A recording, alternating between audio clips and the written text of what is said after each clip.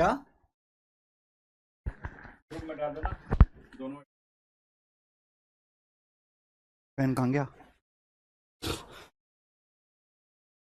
नमस्ते हमारे प्यारे भाई, गुड इवनिंग। कैसे हैं आप सभी लोग? बच्चों नमस्कार। देखिए मेरे भाई, हमारा टेलीग्राम चैनल है, अभी अभी केक कट किया है, 2 मिलियन स्टूडेंट जुड़ चुके हैं इस पे। आप सभी लोगों ने ज्वाइन कर ही रखा होगा। हर एग्जाम की नोटिफिकेशन, नोटिस एग्जाम की आंसर की सबसे पहले इस पे आती है। तो जिन बच्चों ने अभी भी टेलीग्राम चैनल नहीं ज्वाइन किया, सबसे बड़ा टेलीग्राम चैनल है, ज्वाइन कर लीजिए मेरे भाई। ठीक है जी, चलो शुरू करते हैं आज की कहानी। क्या आप लोग पढ़ने के लिए तैयार हैं? आपको पता है सीजीएल का एग्जाम नजदीक है, तो सीजीएल की देखो, एसएससी की हमारी कंप्लीट प्रैक्टिस बुक है, लेकिन जो बच्चे केवल सीजीएल ओरिएंटेड है, भाई हम तो इंस्पेक्टर ऑफिसर से नीचे बात नहीं करेंगे, तो उन एक बच्चों के लिए केवल सीजीएल के प्रीवियस ईयर के कंपाइलेशन की पतली सी किताब, पतली और सस्ती सी किताब, बाइलिंगुअल सीजीएल प्रैक्टिस किंग अब अवेलेबल है। लास्ट टाइम में बेटा सीजीएल का एग्जाम होना है, तो आप इस बुक से प्रैक्टिस कर सकते हो दोस्तों। केवल इसमें सीजीएल के क्वेश्चन है, लेकिन अगर आप एसएससी के सारे ही पेपर देंगे तो आपके लिए फिर ये किताब नहीं है। एसएससी के 9 के 9 एग्जाम का कंपाइलेशन इस एक सिंगल किताब में है। ठीक है ना, ये थोड़ी सी मोटी है। चलो बच्चों शुरू करते हैं हम आज की क्लास। राम राम मेरे भाई। हम लोग क्या पढ़ रहे हैं? हम लोग एलिगेशन खत्म करने वाले हैं। ठीक है जी, आइए सवाल नंबर 1। एलिगेशन की शीट 1 कंप्लीट हो चुकी है। एलिगेशन की शीट नंबर 2, इसमें कुल 40 सवाल हैं जिन्हें आज हम एंड करेंगे। करें?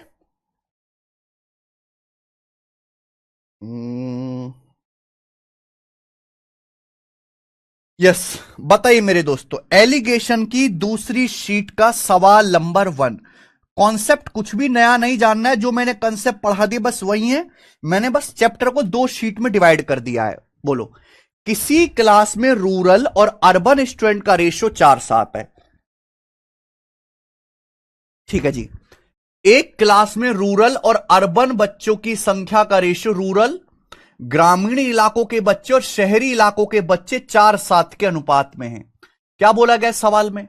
बोला यह गया है, in an examination the average percentage marks of rural and the urban student are respectively 65 and 63।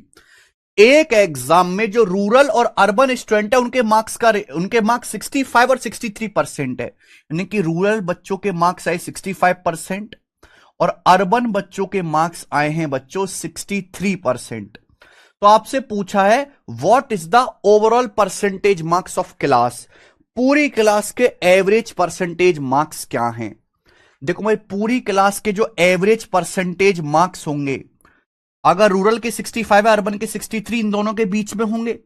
65 और 63 के बीच में आंसर आना चाहिए, यानी कि यह आंसर नहीं हो सकता, यह आंसर नहीं हो सकता। आंसर इन दोनों में से एक ऑप्शन होगा। मेरे भाई एक बात बताओ, अगर रूरल और अर्बन कैंडिडेट बराबर बराबर होते तो आंसर आता 65 और 63 के बीच में 64%। अगर रूरल और अर्बन कैंडिडेट बराबर होते, पर यहां अर्बन कैंडिडेट ज्यादा हैं, अर्बन शहरी बच्चे ज्यादा हैं, तो आंसर 63 और 64 इन दोनों के बीच में आएगा। तो 63 और 64% के बीच में आंसर आएगा, वो एक ही आंसर है, सी ऑप्शन। ये मैं आपको डेविएशन के कंसेप्ट में पढ़ा चुका हूं, है ना। तो बिना सॉल्व करे इस सवाल का आंसर आ जाएगा मेरे भाई। डेविएशन में हम आपको पढ़ा चुके हैं ये सारी चीजें, ये सारी बातें। आपको इसको सॉल्व करने के लिए पूरी क्लास का, यानी कि रूरल प्लस अर्बन सभी बच्चों के एवरेज मार्क्स कितने हैं, तो कैसे करेंगे? ब्रेक करके लिख लो भाई। डेविएशन मेथड सबसे बढ़िया है। 65% को आप लोग ब्रेक करके ऐसे लिख सकते हो ना, 63% प्लस 2%, 63% प्लस 2%। आप बताओ, रूरल बच्चों के मार्क्स भी 63% है, अर्बन बच्चों के मार्क्स भी 63% है। तो हमें बताइए कि यहां 63% जो है पूरी क्लास के मार्क्स हो गए, प्लस एक्स्ट्रा कितना है? 4 बच्चों के मार्क्स 2% एक्स्ट्रा है, तो 4 दूनी 8, ये 8% एक्स्ट्रा हो गया मेरे प्यारे बच्चों। आप बोलोगे हाँ जी सर बिल्कुल से। आउट ऑफ टोटल बच्चे हैं 11, 4 7 11, टोटल 11 हैं, तो 11 से 8 आपका चला जाएगा मेरे भाई, 0.7272 बार जाएगा मेरे दोस्तों। तो 63.72% के आसपास ये तरीका है डेविएशन मेथड। ठीक है, आइए अगला सवाल एक और करेंगे मेरे प्यारे भाई इस पर। ठीक है जी, 4 क्वेश्चन करेंगे बच्चों हम इस टाइप पर, 4 सवाल।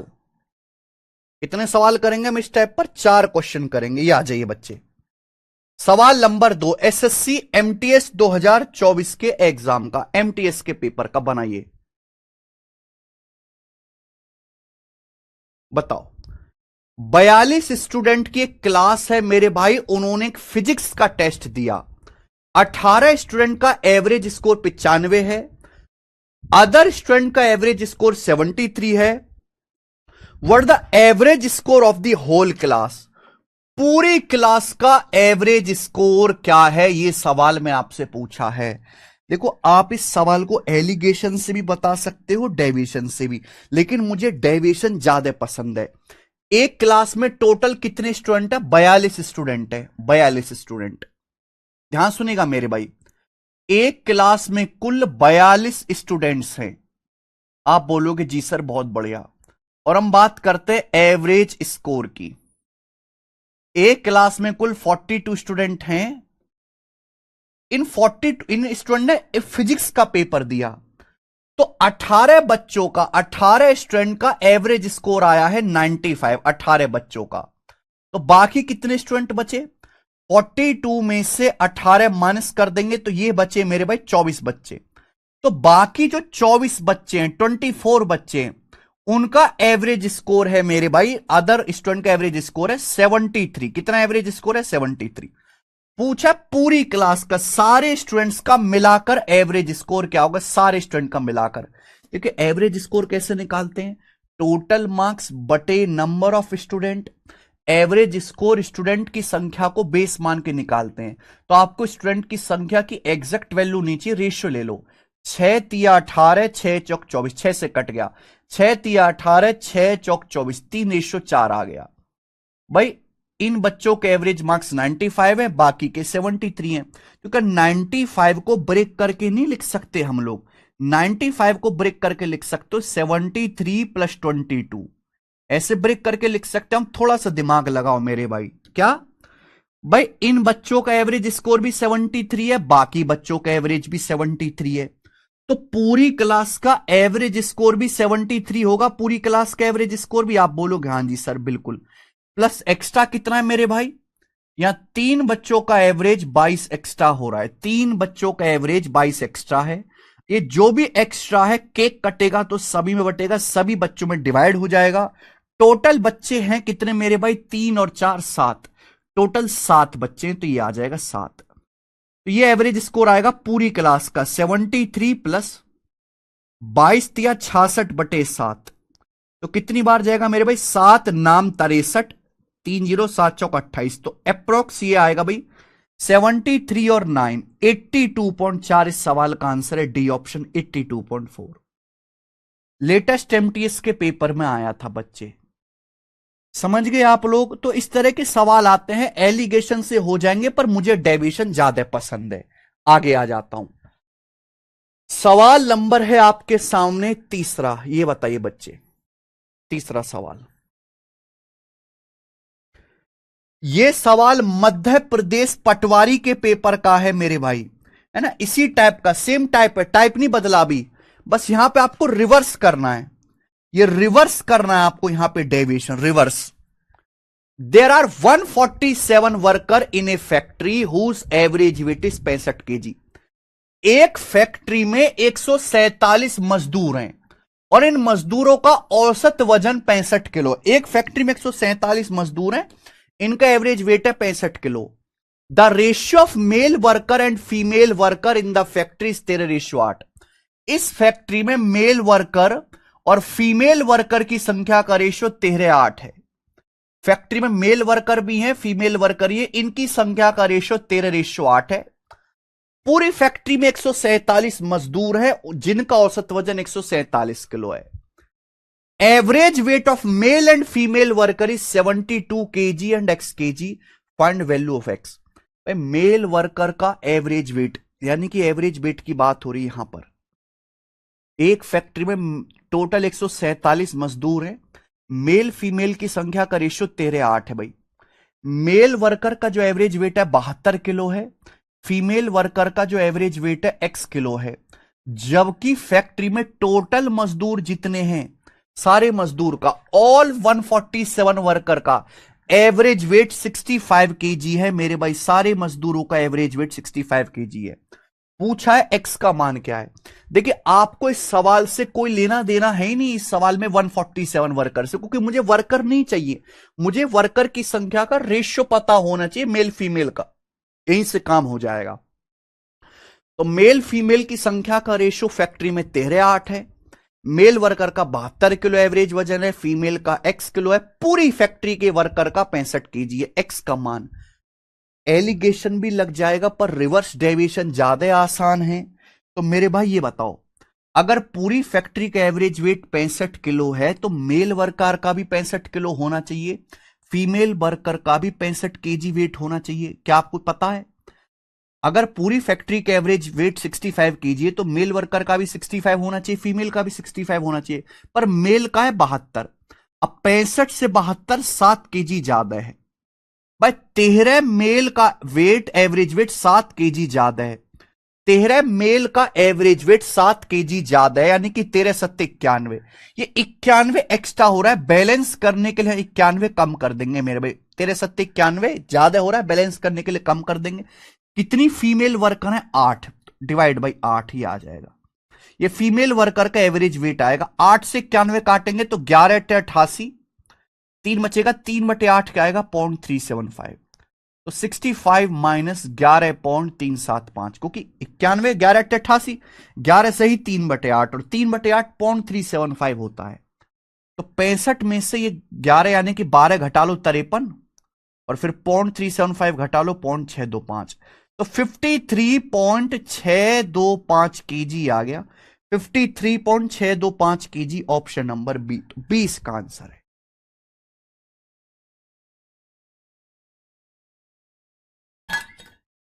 ठीक है जी, कोई प्रॉब्लम, कोई दुख तकलीफ? सब बच्चों का आंसर आएगा सर एलिगेशन से बताओ प्रवीण कुमार। ठीक है भैया, एलिगेशन से भी बताऊंगा, पर ये वाला तो हो गया। अब डेविएशन से मैं अगला सवाल बता देता हूं आपको एलिगेशन से। सवाल नंबर है आपके सामने 4।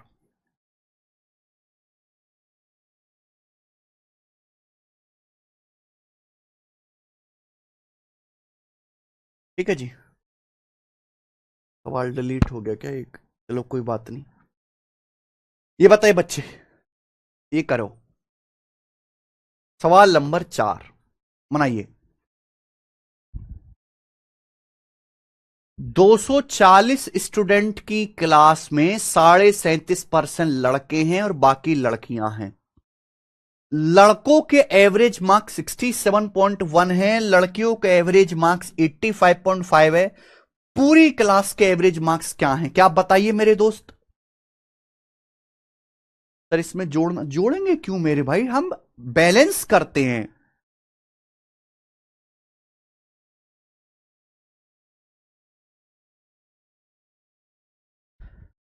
बताओ स्टूडेंट, देखो एलिगेशन से हो जाएगा। मैं एलिगेशन के ऑलरेडी आपको 50 सवाल करवा चुका हूं, एवरेज मार्क्स के भी सवाल करा चुका हूं, पर इन सवालों के लिए डेविएशन ज्यादा सुटेबल और इजी तरीका है। तो क्या रेशियो नहीं निकालना। 240 बच्चों की क्लास में 37.5% लड़के, 37.5% का मतलब 3/8 लड़के। या देखो इस बात से कोई मतलब नहीं कि क्लास में कितने बच्चे हैं, आपको यहां पे दिया एवरेज मार्क्स। एवरेज मार्क्स बच्चों की संख्या को बेस मान के निकाला जाता है। एक क्लास में 37.5% लड़के, यानी कि टोटल अगर 8 स्टूडेंट है तो 8 में से 3 लड़के। 37.5% की फ्रैक्शन वैल्यू होते 3/8, यानी कि एक क्लास में टोटल 8 अगर स्टूडेंट है तो 8 में से 3 बॉयज है, 8 में से 3 घटाइए, बाकी की 5 गर्ल्स है, बाकी 5 गर्ल्स है। ये बॉयज गर्ल्स की संख्या का रेशियो है। अगर एवरेज मार्क्स की बात करें तो बॉयज के एवरेज मार्क्स 67.1 है बॉयज के, जबकि गर्ल्स के एवरेज मार्क्स 85.5 है, गर्ल्स के एवरेज मार्क्स। सवाल में यह पूछा पूरी क्लास के एवरेज मार्क्स कितने, मैं एग्जांपल लेके बता चुका हूं, बस यहां कैलकुलेशन ज्यादा है। पूरी क्लास यानी कि boys plus girls, boys plus girls के एवरेज मार्क्स क्या है? पूरी क्लास कैसे बनेगी? बॉयज प्लस गर्ल्स से। तो जहां आएगा बीच में प्लस, वहां लगेगा डेविएशन। अब बॉयज के एवरेज मार्क्स 67.1 है, गर्ल्स के 85.5। तो 85.5 को क्या आप ऐसे लिख सकते हो? 67.1 प्लस 85.5 में से 67.1 घटाओ तो कितना आएगा? 18.4 आएगा। कोई प्रॉब्लम? 85.5 को लिख दिया, 67.1 प्लस 18.4। अब देखो भाई, बॉयज के एवरेज मार्क्स भी 67.1 है, गर्ल्स के भी 67.1 है। बॉयज के एवरेज मार्क्स भी 67.1 है, गर्ल्स के एवरेज मार्क्स भी 67.1 है, प्लस एक्स्ट्रा कितना है मेरे भाई? यहां 5 गर्ल्स के एवरेज मार्क्स 18.4 एक्स्ट्रा हैं। 5 गर्ल्स के एवरेज मार्क्स 18.4 एक्स्ट्रा हैं मेरे भाई। ये के कटेगा तो सभी में बटेगा, टोटल स्टूडेंट में डिवाइड हो जाएगा। टोटल स्टूडेंट कितने? बॉयज प्लस गर्ल्स 3 और 5 8। टोटल स्टूडेंट है बॉयज प्लस गर्ल्स, पूरी क्लास बॉयज प्लस गर्ल्स 8 है। 8 से जाएगा 23 8 184 होता है 2.3। 2.3 का 5 गुना मेरे भाई 11.5, 23 5 115 होता है 11.5। 67.1 प्लस 11.5 तो कितना आ जाएगा मेरे भाई? आएगा 78.6। ये सवाल का आंसर है और ये जल्दी आंसर निकल के आ गया 78.6, डी ऑप्शन पूरी क्लास के। मुझे लगता है आप अच्छी तरीके से समझ पाए हैं और कर पाए हैं। आगे चलूंगा बच्चों, सवाल नंबर है 5। इसके बाद हम लोग यहां से टाइप चेंज कर रहे हैं। अब यहां से टाइप चेंज कर देते हैं। बताइए बच्चे,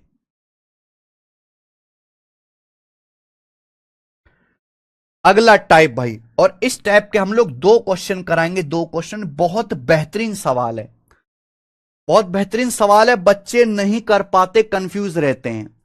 the average score of 42 student in a test is 69। सवाल में यह बोला गया है कि भाई एक क्लास में 42 स्टूडेंट है जिनका एवरेज स्कोर एक टेस्ट में 69 आया है। आगे, the ratio of number of boys to number of girls is 10:11। Boys और गर्ल्स की संख्या का रेशियो 10:11। भाई एक क्लास में बॉयज और गर्ल्स की संख्या का रेशियो 10:11 है।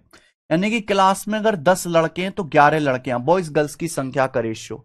आगे बोला गया average score of the boys is 20% more than that of girls. Boys का जो एवरेज स्कोर है वो गर्ल्स से 20% ज्यादा है।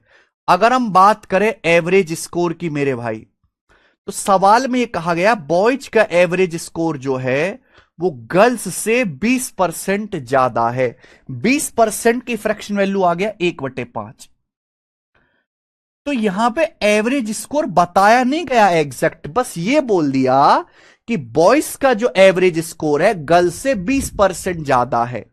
रेशियो में बताया गया है, यानी कि बॉयज का एवरेज स्कोर गर्ल्स से 20% ज्यादा है। अगर गर्ल्स का एवरेज स्कोर 5 यूनिट है, मान लीजिए अगर गर्ल्स का एवरेज स्कोर 5 यूनिट है तो बॉयज का एवरेज स्कोर 1 ज्यादा है। 5 का 20% 1 होता है, 5 से 1 ज्यादा है। बॉयज का एवरेज स्कोर 6 यूनिट है। यह बताया गया है भाई बॉयज का जो एवरेज स्कोर है गर्ल्स से 20% ज्यादा है। गर्ल्स का एवरेज स्कोर 5 है तो बॉयज का एवरेज स्कोर 6 है। पूछा यह गया कि बॉयज का एवरेज स्कोर बताओ, लड़कों का एवरेज स्कोर क्या है। देखिए, मुझे इस सवाल से कोई मतलब नहीं, इस बात से कि क्लास में कितने स्टूडेंट हैं। मुझे बस इस बात से मतलब है कि एक क्लास में बॉयज गर्ल्स की संख्या का रेशियो 10:11 है।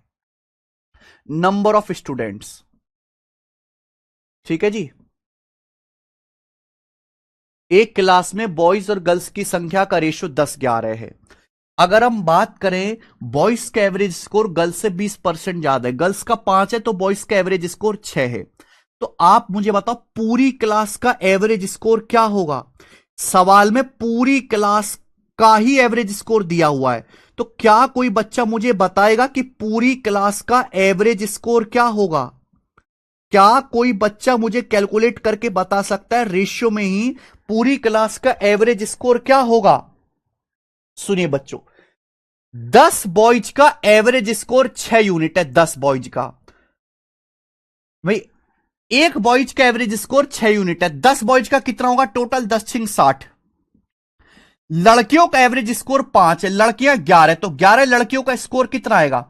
अगर एक लड़की 5 नंबर ला रही है तो 11 लड़कियां कितना लाएंगे? 11 पंजे 55। यह आ गया total score.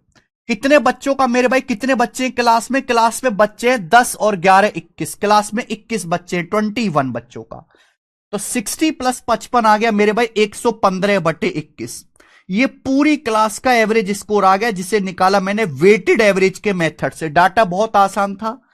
Weighted average method से मैंने पूरी क्लास का एवरेज स्कोर निकाल लिया, जबकि पूरी क्लास का एवरेज स्कोर है कितना? 69 नंबर पूरी क्लास का, है ना। बॉयज का टोटल कितना? 10 छिंग 60। गर्ल्स का टोटल कितना? 11 पंजे 55। आउट ऑफ स्टूडेंट कितने? बॉयज प्लस गर्ल्स 10 और 11 21। ये आ गया। 23 से कटेगा 23 पंजे 115, 23 तिया 69। ये 21 उधर जाएगा तो एक यूनिट की वैल्यू कितनी आएगी मेरे भाई? 21 तिया 63/5। 63/5 2 से गुणा कर लो, 126/10। 126/10 आ गया 12.6। तो ये एक यूनिट की वैल्यू आ गई 12.6। पूछा बॉयज का एवरेज स्कोर। बॉयज का एवरेज स्कोर है 6 यूनिट, तो 6 यूनिट की वैल्यू 12.6 गुना आएगी। तो 12 चिंग 72 और 3.6 यानी कि 75.6। तो बॉयज का जो एवरेज स्कोर है 75.6 आएगा, और यही आपका आंसर भी बनेगा डी ऑप्शन 75.6 करेक्ट। पिछले वाला एलिगेशन से सर जी वो मैं ऑलरेडी बता चुका हूं विवेक बेटा। एलिगेशन शायद आपने बेसिक क्लास नहीं देखी एलिगेशन की, देखो 1.5 घंटे की बेसिक क्लास है, और उसके बाद एलिगेशन की पहली शीट में 50 सवाल हो भी चुके हैं। एलिगेशन से मीन वैल्यू कैसे निकालते हैं, एलिगेशन से मिसिंग वैल्यू कैसे निकालते हैं, सब पढ़ा चुका हूं। यहां मैं सवाल को सॉल्व करने का बेस्ट मेथड ही बताऊंगा, एलिगेशन ही। 12.6 फिर से भाई देखो, एक यूनिट के लिए निकालने 21 उधर जाएगा, 21 तिया 63, 5 नीचे आ जाएगा बटे 5। 63 को 5 से भाग कर लो, 60/5 12 होता है, 3/5 0.6 होता है। तो एक यूनिट के लिए 12.6।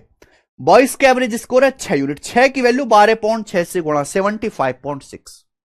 आदर्श शुक्ला। मुश्किल लगता है ये सवाल बच्चों को, जो मैंने आपको बताया यही बेस्ट मेथड है मेरे भाई इस टाइप के सवाल को करने का। ये देखिए बच्चों, एक और सवाल करेंगे हम ऐसा ही, एक और सवाल। सवाल नंबर 6 बताइए। जो क्वेश्चन आपके सामने स्क्रीन पर है सीजीएल मेंस 2018 का है, एज इट इज। सेम इसी टाइप का एक और सवाल, लैंग्वेज अलग है इसकी, मेथड सेम रहेगा।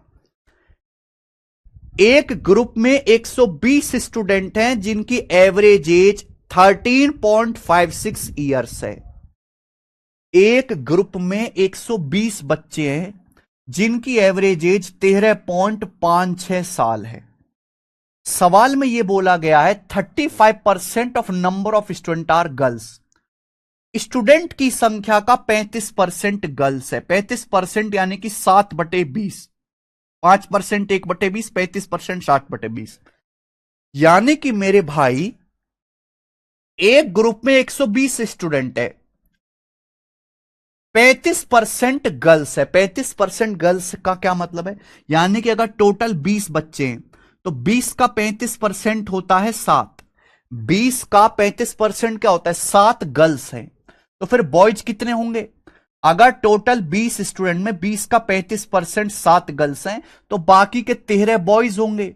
यानी कि बॉयज गर्ल्स की संख्या का रेशियो 13:7 आएगा।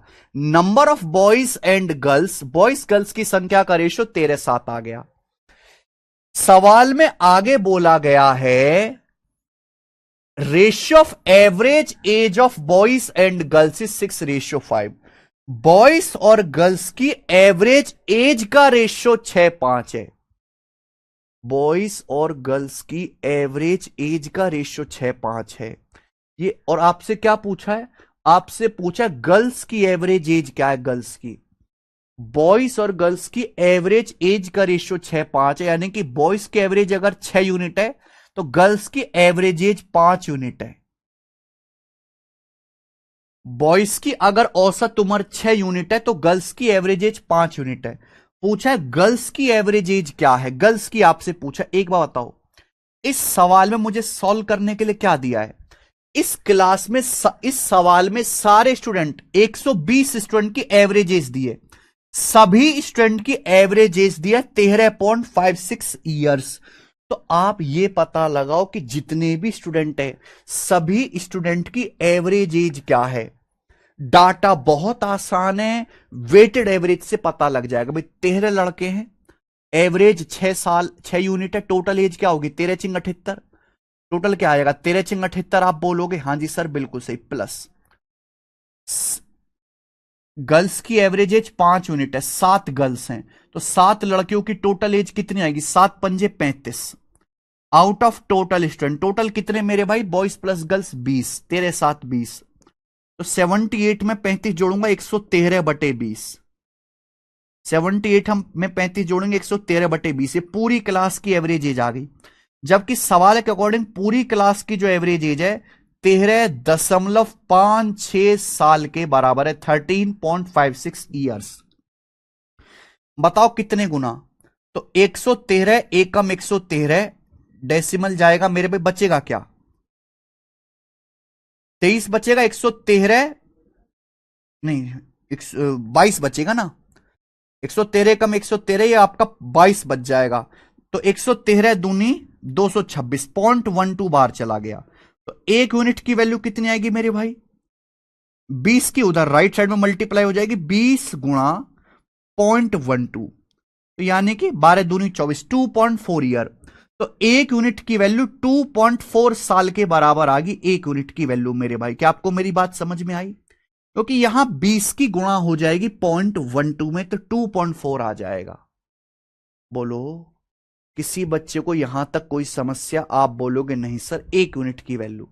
पूछा है गर्ल्स की एवरेज एज, गर्ल्स की एवरेज एज है 5 यूनिट, तो 5 की वैल्यू भी 0.24 से गुणा करेंगे मेरे भाई, सॉरी 2.4 से। 1 यूनिट की वैल्यू 2.4 आई है, तो 5 यूनिट की वैल्यू क्या आएगी 5 की 2.4 में गुणा करेंगे 12 साल। 24 पंजे 120, तो 5 की 2.4 में गुणा 12 साल।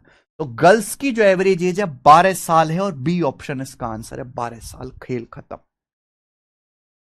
राम गुप्ता जी इसका बेसिक ऑलरेडी हो चुका है, आपने क्यों नहीं पढ़ा?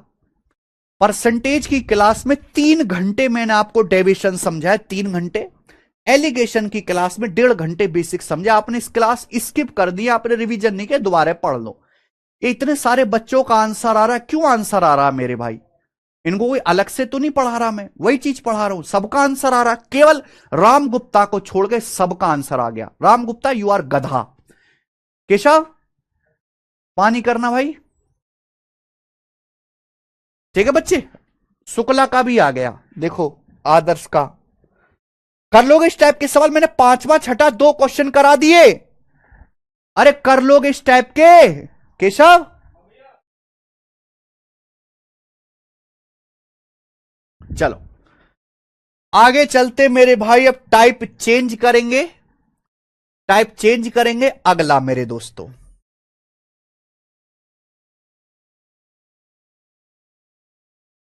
ठीक है जी। सवाल नंबर है आपके सामने यहां पर 7। अगला टाइप, अगला टाइप लीजिए मेरे भाई। एक एग्जाम में 80 क्वेश्चन है, अनीता ने पहले 55 में से 60% के सही जवाब दिए। पूरे एग्जाम में 70% स्कोर पाने के लिए उसे बाकी क्वेश्चंस में से कितने परसेंट क्वेश्चन के सही जवाब देने होंगे? देखो ये सवाल बेसिक से भी हो जाएगा कि आप बेसिक से कर लो, ये सवाल एलिगेशन से भी हो जाएगा, एलिगेशन से कर लो, ये सवाल डेविएशन से भी हो जाएगा, डेविएशन से कर लो। भाई एक एग्जाम में टोटल कितने क्वेश्चन है 80 क्वेश्चन है। एक एग्जाम में टोटल क्वेश्चंस कितने हैं 80 क्वेश्चन है मेरे भाई, 80 सवाल है। अनीता ने एग्जाम दिया, पहले 55 सवाल में से 70% सही किए। 55 सवाल में से अनीता ने कितने परसेंट सही किए 70%। भाई 80 सवाल में से अनीता ने 55 सवाल कर लिए सॉल्व, तो सवाल बचे कितने मेरे प्यारे भाई, यानी कि 25 सवाल बचे हैं। तो बोला है पूरे एग्जाम में 70% लाने के लिए शेष प्रश्न में से कितने प्रश्न सही जवाब देने पड़ेंगे। एक एग्जाम में टोटल 80 क्वेश्चन है, पहले 55 में से अनीता ने 70% ठीक किए। बोला है रिमेनिंग 25 सवालों में कितने परसेंट क्वेश्चन ठीक होने चाहिए जिससे कि पूरे एग्जाम के मार्क्स 70 वो हो जाएं, और 60% ठीक किए। पहले 55 सवालों में अनीता ने 60% सही किए। सॉरी, बोला है पूरे एग्जाम में 70% मार्क्स लाने के लिए रिमेनिंग 25 क्वेश्चन में कितने परसेंट ठीक होने चाहिए। क्या आपको समझ में आ गया? क्या आपको समझ में आ गया? शुभम कह रहे हैं सर ये परसेंटेज में भी किया है। बिल्कुल किया है मेरे दोस्तों, अलग था क्वेश्चन कि यही था।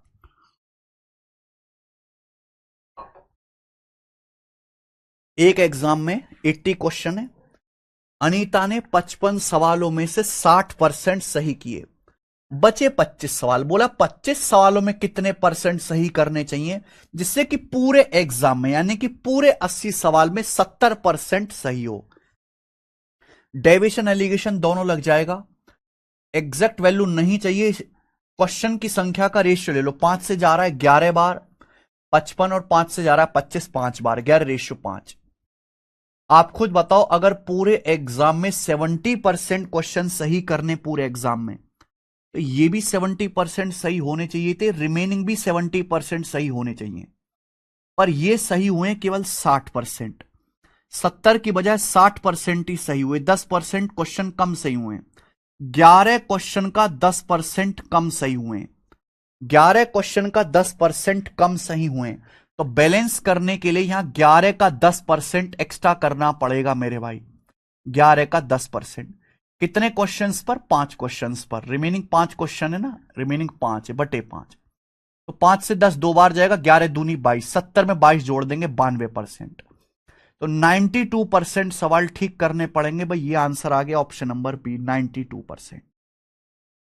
ठीक है, बेसिक से भी ये सवाल जल्दी हो जाएगा बहुत। आ जाइए अगला टाइप। अगला टाइप आएगा मेरे भाई सवाल नंबर 8। ये बताइए अगला टाइप। एक एक टाइप का एक एक सवाल ही कर रहे हैं मेरे भाई, क्योंकि ऐसा बहुत इंपॉर्टेंट है, बहुत मुश्किल तो है नहीं कि कई सवाल करने पड़े। In a certain year the population of city was 18,000। भाई किसी साल एक शहर की पॉपुलेशन 18,000 थी। In the next year male population increased by 5%। अगले साल मेल पॉपुलेशन 5% इंक्रीज होती है, female increase by 7%। Female population 7% increase होती है, and the total population increased to 19,200। और टोटल पॉपुलेशन बढ़कर 19,200 हो जाते हैं टोटल पॉपुलेशन। तो पूछा है बताइए what was the ratio of population of male and female in the given year. इस दिए गए साल में मेल फीमेल की जनसंख्या का रेशियो क्या है। बहुत बढ़िया, सवाल में कुछ भी नहीं है भाई। किसी साल मेल और फीमेल की जो पॉपुलेशन है वो 18,000 है किसी साल। अगले साल क्या होगा? मेल आबादी 5% बढ़ेगी और फीमेल आबादी 7% इंक्रीज होगी, फीमेल पॉपुलेशन। तो और कुल आबादी बढ़ के 19,200 हो जाएगी। तो क्या कोई ये बता सकता है कि कुल आबादी कितना परसेंट बढ़ेगी? कुल जनसंख्या का मतलब मेल प्लस फीमेल, कुल जनसंख्या कितने परसेंट बढ़ गई? अगर जनसंख्या पहले 18,000 थी, बढ़ के 19,200 हो गई, तो 18,000 से 19,200 1200 ज्यादा है, तो कुल पॉपुलेशन 1200 बढ़ गई मेरे भाई। पहले कितनी थी? 18,000। 18,000 पॉपुलेशन थी, बढ़ के 19,200 हो गई, तो कितनी बढ़ी? 19,200 में से 18,000 घटाएंगे, 1200 बढ़ी। परसेंटेज में कितना गुणा? 100%। परसेंटेज में बढ़ी बेटा इंटू 100% आएगा।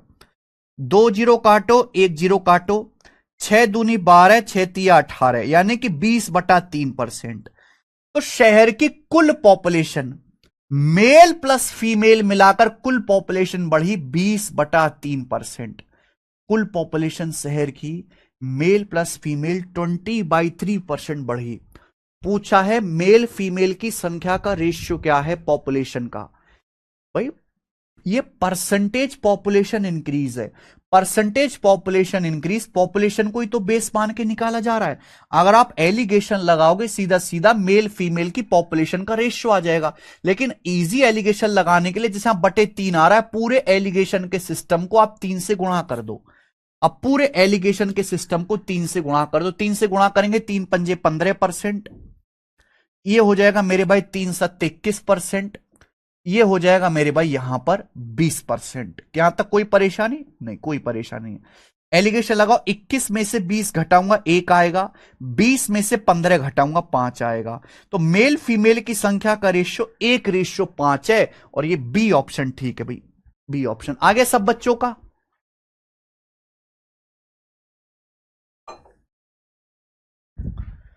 समझ में आया बच्चे? आप बोलोगे आंसर, क्योंकि यहां रेशियो पूछा है तो ये डायरेक्ट आ गया है ना। परसेंटेज ब्रेक मेथड भी मैंने समझाया है, पर वहां एग्जैक्ट वैल्यू निकालनी पड़ेगी जिसकी जरूरत है नहीं सवाल में। आगे चलेंगे प्यारे बच्चों। अगला सवाल, अगला सवाल है मेरे प्यारे भाई यहां पर अगला टाइप एवरेज एज वाला। एवरेज एज वाला मैं हर लैंग्वेज का आपको सवाल करा रहा हूं। मैंने पहले बोला कि जितना मैं क्लास में करवा रहा हूं केवल उतना कर लो और कुछ नहीं करना इस चैप्टर में। कोई किताब विताब कुछ सॉल्व नहीं करनी। एक कंपनी में 600 एम्प्लॉई हैं। Average age of male employees 42 साल। एक कंपनी में 600 एम्प्लॉई हैं। मेल जो एम्प्लॉई हैं, जो पुरुष कर्मचारी है, उनकी एवरेज एज 42 साल है, ठीक है। And that of female employees 41 साल। फीमेल इंप्लॉय की एवरेज एज 41 साल है। आगे क्या बोला गया? Average age of all the employee, यानी कि मेल प्लस फीमेल सारे इंप्लॉय मिलाकर कंपनी में एवरेज एज लोगों की 41 साल 9 महीने हैं। तो पूछा है फीमेल इंप्लॉय कितनी है। तो कंपनी में मेल भी है फीमेल भी है। एवरेज एज कैसे निकाली जाते हैं? एवरेज एज निकालते हम सभी लोगों की एज का टोटल कर लो, लोगों की संख्या से भाग दे दो। यानी कि अगर आप एवरेज एज पे एलिगेशन लगाओगे तो बेस लोगों की संख्या का अनुपात आ जाएगा।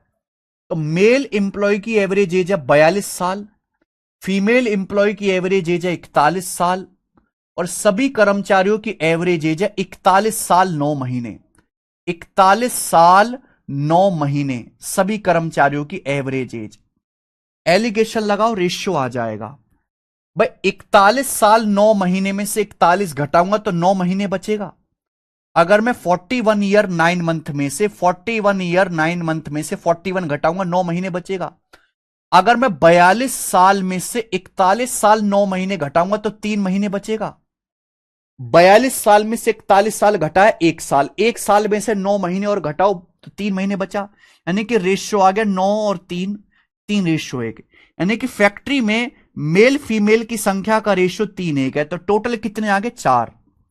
4 की वैल्यू सवाल में 600 है मेरे भाई, 150 गुना। तो फीमेल है मेरे दोस्तों एक, एक की वैल्यू 150 आ गई 150।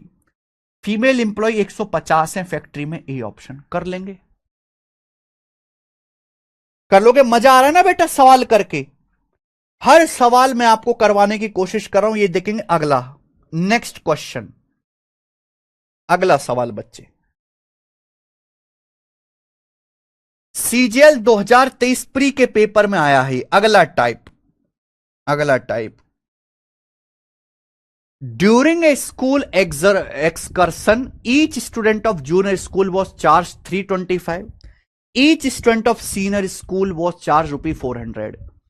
If there were 80 students from junior school and combined average amount charged per student was 352, how many students from senior school went for excursion? बताइए। पहले आप इस सवाल पढ़ो और फिर मुझे समझ के करके दिखाओ।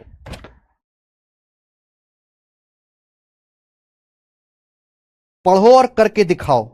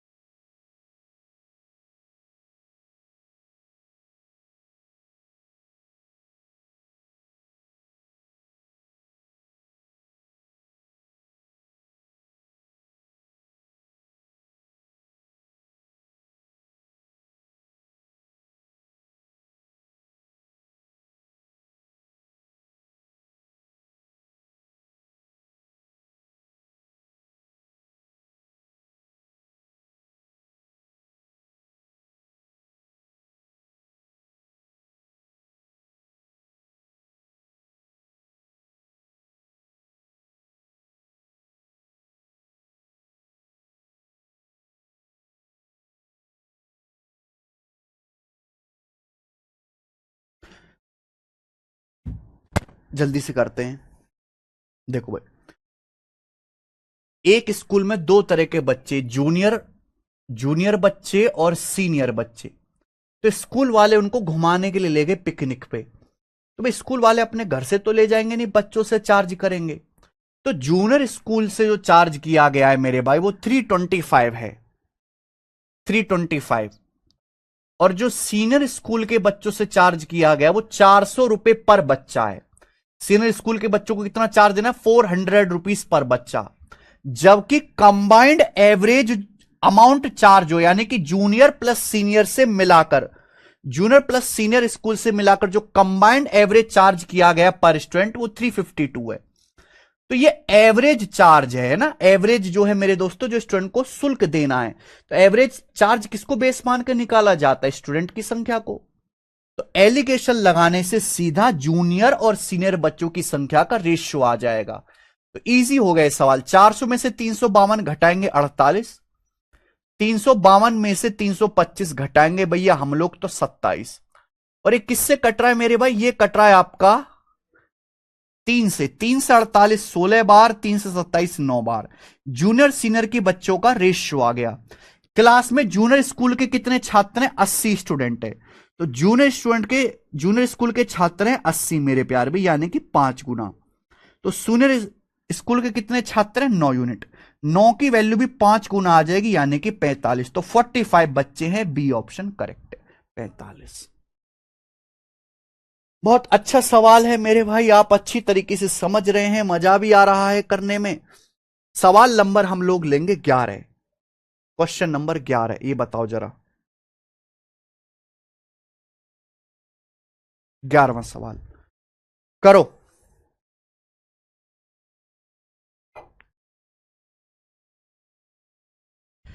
देखिए अगला सवाल आ गया एवरेज हाइट को लेके। एवरेज हाइट पे है, एक आर्मी में 12,000 जो है, an army of 12,000 consist of European and Indian. एक सेना में यूरोपियन और भारतीय सैनिक है जिनकी कुल संख्या 12,000 है, कुल 12,000 सैनिक है। जो यूरोप के लोग हैं, यूरोप के सैनिक है, उनकी एवरेज हाइट है 70 इंच, और जबकि इंडियन की एवरेज हाइट 69 इंच है। और पूरी आर्मी की जो एवरेज हाइट है, पूरी आर्मी की एवरेज हाइट वो 69:3/4 इंचेस है। पूछा है आर्मी में कितने इंडियन हैं। तो भैया एक आर्मी में यूरोपियन सैनिक भी है, इंडियन सैनिक भी है, इनकी एवरेज हाइट बताई गई है। एवरेज हाइट निकालते कैसे हैं, पहले सबकी टोटल हाइट कर लो और डिवाइड कर दो भाई नंबर ऑफ जवानों से, जवानों की संख्या से डिवाइड कर दो सैनिकों की संख्या से। यानी कि एलिगेशन अगर आप लगाओगे तो सीधा सैनिकों की संख्या का रेशियो आएगा अगर हाइट पे एलिगेशन लगाओगे। यूरोपियन की एवरेज हाइट है 70 इंच, इंडियंस की एवरेज हाइट 69 इंच है, जबकि पूरी आर्मी की जो एवरेज हाइट है, पूरी आर्मी की वो 69:3/4 इंच है, पूरी आर्मी की एवरेज हाइट। ये आ गया, तो लगा दीजिए एलिगेशन। 69:3/4 में से 69 घटाओ, ये बड़ी में से छोटी संख्या घटाओ, 69:3/4 में 69 घटाएंगे 3/4। अब 70 में से आप घटाइए 69:3/4 क्या आएगा, 70 में से 69 घटाया 1, 1 में से 3/4 घटाएंगे 1/4, ये आया। ये आ गया रेशियो यूरोपियन और इंडियन सैनिकों का, 4 से 4 कट गया, 3:1। यूरोपियन और इंडियन सैनिकों का रेशियो 3:1 आ गया। टोटल कितने सैनिक है, 4, 3 और 1 4, जबकि टोटल सैनिक है कितने आर्मी में, 12,000। तो 4 की वैल्यू 12,000 के बराबर है। पूछा इंडियन नंबर ऑफ इंडियन सैनिक, तो 1 यूनिट है ना, इंडियन आपके 1 यूनिट है, 1 की वैल्यू 3,000 आ जाएगी, 3,000, और ये आंसर आ गया 3,000, ऑप्शन नंबर बी। ये बैंक के पेपर का सवाल था मेरे भाई। एसएससी में हर साल एक ना एक सवाल तो एवरेज हाइट पे, एवरेज एज पे, एवरेज सैलरी पे आता ही रहता है। आगे चलेंगे प्यारे बच्चों, सवाल यहां पे देखिएगा आप लोग 12, क्वेश्चन नंबर है 12। ये सवाल सीटसल 2024 के प्री के पेपर में आया है, बताओ जी। अगला टाइप एवरेज सैलरी पे, the average salary of A group of 12 employees in an institution is 3950. and that of another group of employee is 1850. Average salary of all employees 2150. Then total number of employee is, कर्मचारियों की कुल संख्या ज्ञात कीजिए। देखो मेरे भाई, एक ना इंस्टीट्यूशन है, वहां पे एवरेज सैलरी बताई गई है। 12 एम्प्लॉय की जो एवरेज सैलरी है वो 3950 रुपए पर मंथ है। एक इंस्टीट्यूट में 12 जो स्पेशल इंप्लॉई हैं, 12 जो इंप्लॉई हैं, उनकी एवरेज सैलरी है 3950 रुपए पर महीना। लेकिन बाकी जो अदर इंप्लॉय हैं, इनके अलावा 12 इंप्लॉय के अलावा जो अदर इंप्लॉय हैं, उनकी एवरेज सैलरी है 1850 रुपए। दूसरे ग्रुप के इंप्लॉय की एवरेज सैलरी 1850। अगर हम सभी इंप्लॉय की एवरेज सैलरी की बात करें तो सभी इंप्लॉय की, पूरे इंस्टीट्यूट में जितने भी इंप्लॉय हैं, सभी की एवरेज सैलरी 2150 रुपए पर मंथ है। तो एवरेज सैलरी कैसे निकालते हैं बच्चों? पहले सभी की सैलरी को ऐड कर लो, टोटल सैलरी, फिर डिवाइड कर दो लोगों की संख्या से, यानी कि लोगों की संख्या को बेस मान के एवरेज सैलरी निकाली जाती है। तो अगर आप एवरेज सैलरी पे ही एलिगेशन लगा देंगे तो लोगों की, इंप्लॉय की संख्या का रेशियो आ जाएगा। अब 2150 में से 1850 घटाएंगे तो 300 हो गया, 300। ऐसे 3950 में से हम लोग 2150 घटाएंगे तो आएगा 1800, 1800 आएगा, 1800। ठीक है जी। तो रेशियो कितना आ गया एम्प्लॉय का? 300 से 1800 6 बार कट गया, 1:6। यानी कि मेरे भाई एक ये हैं और 6 हैं, तो टोटल एम्प्लॉय कितने आ गए? 1 और 6 7, टोटल एम्प्लॉय 7 आ गए। 7 का मल्टीपल एक ही ऑप्शन है, सी मेरा आंसर हो गया। यहां से देखो ये कितने एम्प्लॉय थे? 12 एम्प्लॉय। ये 12 एम्प्लॉय थे जिनकी एवरेज सैलरी थी 3950। तो 1 यूनिट की वैल्यू यहां पर सवाल में 12 एम्प्लॉय के बराबर है। अदर 6 यूनिट है, टोटल एम्प्लॉय हो गए 7 यूनिट, तो 7 की वैल्यू भी 12 गुना आएगी, 84। यही पूछा है कि कंपनी में कुल कर्मचारी कितने? 84 कर्मचारी हैं, ये आंसर आ जाएगा। ठीक है ना? तो आसान सा सवाल था, इसमें कुछ भी नहीं है। आगे चलेंगे मेरे भाई, ये बताएंगे। अगला सवाल नंबर 13 बताइए। अगला टाइप DSSB हेड क्लर्क के पेपर का सवाल है। DSSB हेड क्लर्क का बनाना जरा। Total income of 2 person A and B 42,000 रुपए। भाई 2 आदमी हैं, ए और B.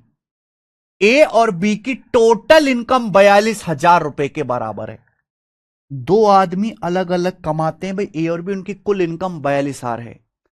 Income of A and B is increased by 8% and 3% respectively. A की इनकम 8% बढ़ती है, बी की 3% बढ़ती है। Total income of both of them is increased by 2800। दोनों की टोटल इनकम 2800 रुपए बढ़ जाती है। तो पूछा है बी की इनकम क्या है? तो मेरे भाई 2 इंप्लॉय हैं, ए और बी। ठीक है जी। कुल दोनों की इनकम 42,000 है। हुआ क्या? ए की इनकम 8% बढ़ी और बच्चों बी की इनकम 3% बढ़ी। समझ में आया? सवाल कह रहा है दोनों की जो इनकम है, total income of both of them, दोनों की जो टोटल इनकम है 2800 रुपए बढ़ जाते। कितनी बढ़ी है वैसे? एक्चुअली में ए और बी की टोटल इनकम थी 42,000, 42,000 ए और बी की कंबाइंड इनकम है। ए की इनकम 8% बढ़ी, बी की 3%, और दोनों की टोटल इनकम 2800, 2800 रुपए बढ़ी। परसेंटेज में कितना बढ़ी मेरे भाई? इंटू 100% ही आएगा। देखो 2 जीरो से 2 जीरो जाएगा, 1 जीरो से 1 जीरो, ये जाएगा मेरे भाई 14 से, 14 दूनी 28 और ये 14 तिया 42, यानी कि 20/3%। तो 20/3% आएगा मेरे दोस्तों। यहां तक कोई परेशानी क्या इसमें? नहीं। यानी कि ए और बी की जो कंबाइंड इनकम है, मैंने कैलकुलेट करके निकाला, 14 से कट रहा है ना, 280 20 बार, 42 3 बार, 20/3% बढ़ी। तो यहां बटे 3 आ रहा है।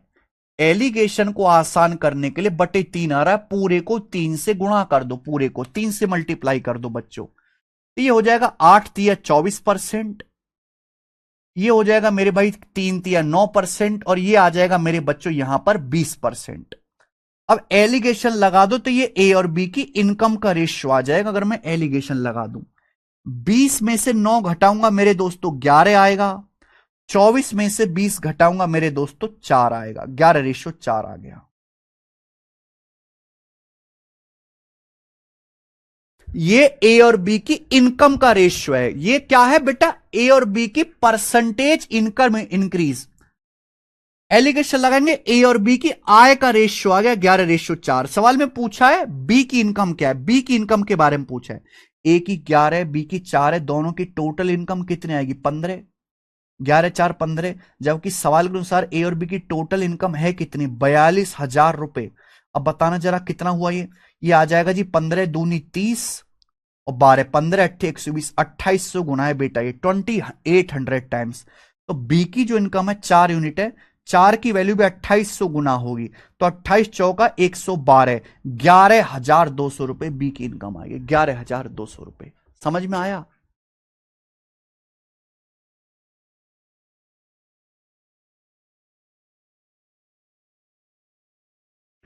ठीक है जी। यहां पर कर्मचारियों की कुल संख्या पूछी है आदर्श, कुल संख्या भाई पिछले सवाल में।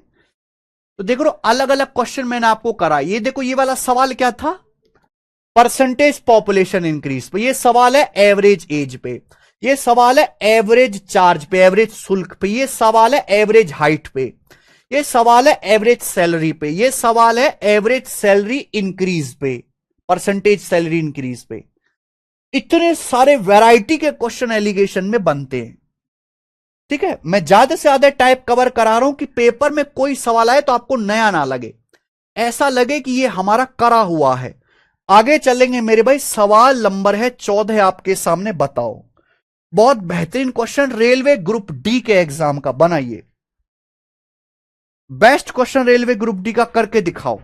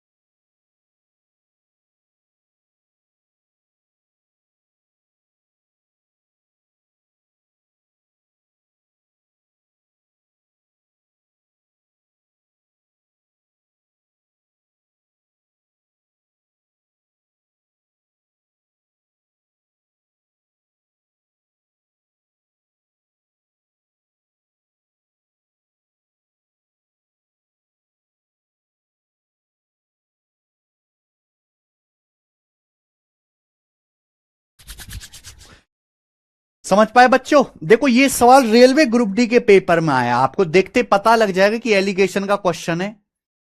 एक शो के टिकट का प्राइस पेरेंट्स के लिए ₹7.5 है और चिल्ड्रन के लिए ₹3 है। सब बच्चों का आंसर आया है। कुल 952 टिकट की बिक्री से 5925 रुपए इकट्ठा हुए। कुल कितने की टिकट से मेरे भाई? 952 टिकटों की बिक्री से।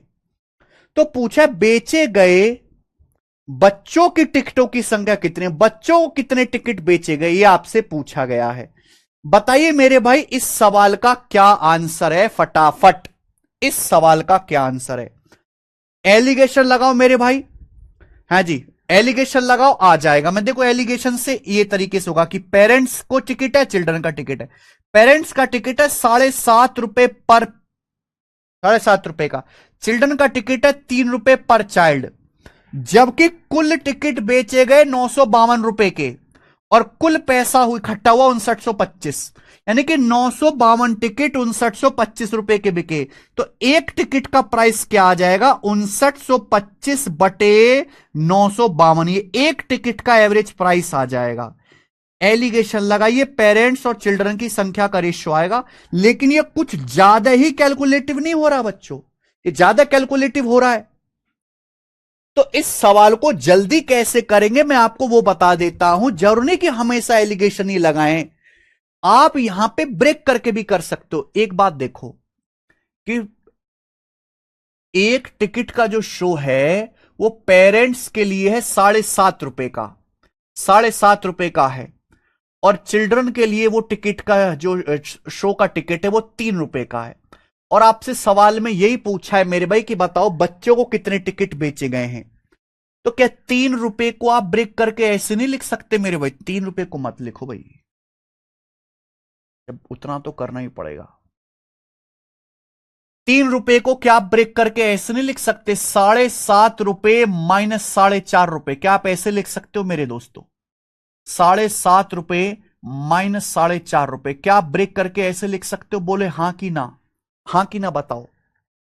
पेरेंट्स का एक टिकट ₹7.5 का है, चिल्ड्रन को जो बच्चों का जो टिकट है ₹3 का। 3 को ब्रेक करके ऐसे नहीं लिख सकते? ₹7.5 माइनस ₹4.5, 7.5 माइनस 4.5, ₹3 ही होता है। अब एक बात बताओ भाई, पेरेंट का टिकट भी ₹7.5 का है, बच्चों का टिकट भी ₹7.5 का है, तो कुल सभी टिकट का प्राइस भी पर टिकट ₹7.5 होना चाहिए।